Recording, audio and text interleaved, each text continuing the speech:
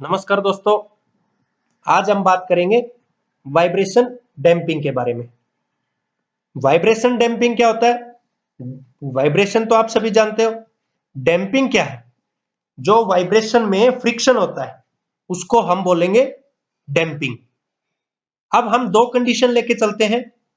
पहली कंडीशन तो free vibration की और दूसरी रियल सिचुएशन यानी कि प्रैक्टिकल सिचुएशन। फ्री वाइब्रेशन में हम क्या अज्यूम करते हैं कि जो फ्रिक्शनल फोर्सेज है वो बिल्कुल एब्सेंट है। जो टोटल एनर्जी है किसी सिस्टम की वो हमारे पास क्या होगी? अनचेंज रहेगी ड्यूरिंग द मोशन। जब हमारे पास सिस्टम या कोई मशीन मोशन में है, मूवमेंट में है, तो जो टोटल एनर्जी रहेगी वो कंप्लीटली अनचेंज रहेगी और जो सिस्टम है वो वाइब्रेट होगा कंटिन्यूअसली कांस्टेंट एम्पलीट्यूड के साथ में।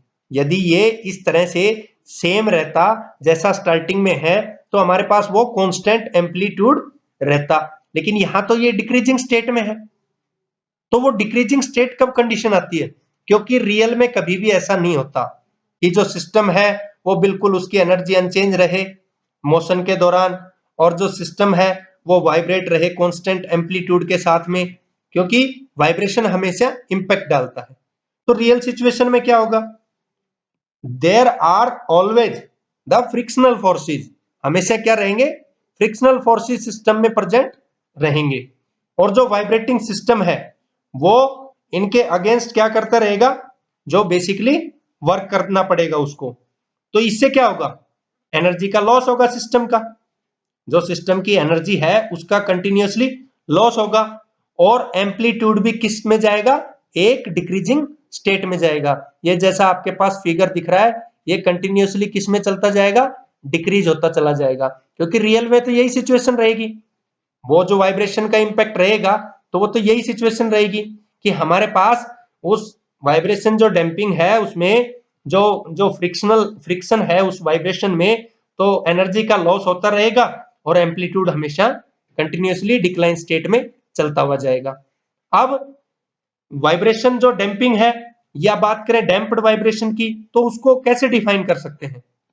उसको डिफाइन करेंगे कि जिसमें हमारी एनर्जी कंटिन्यूअसली डिसिपेटिंग स्टेट में रहे। डिसिपेटिंग का मतलब वेस्टेज स्टेट में रहे और जो फाइनली हमारा मोशन है वो बिल्कुल खत्म हो जाए, हमारा विलुप्त हो जाए। It means the motion die out, that is called the vibration.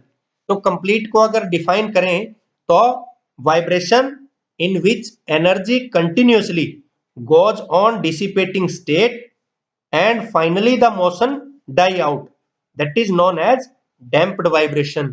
और जिस फिनोमिना की मैं कंप्लीट की बात कर रहा हूं उसको हम बोलेंगे वाइब्रेशन डैम्पिंग, क्योंकि मैंने बताया वाइब्रेशन हमेशा हार्मफुल इफेक्ट डालेगा। जैसे हमारे पास किसी मशीन का जो नीचे का बेस है, मशीन का जो जिसके ऊपर हम लोग क्लैंपिंग करते हैं, जिसको हम मशीन का फाउंडेशन बोलेंगे, तो वो फाउंडेशन हमेशा उसमें प्रॉब्लम रहेगी।